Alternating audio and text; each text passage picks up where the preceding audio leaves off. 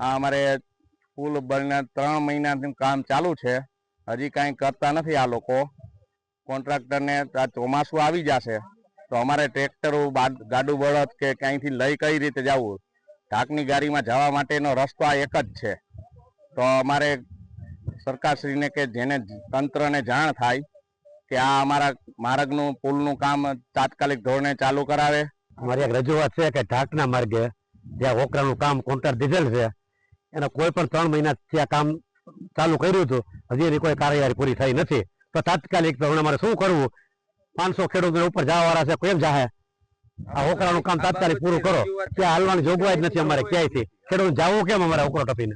આ લોકો તાત્કાલિક કામ પૂરું કરે એવી અમારી માંગ છે. આ 3 મહિનાથી આ પુલનું કામ ચાલુ છે.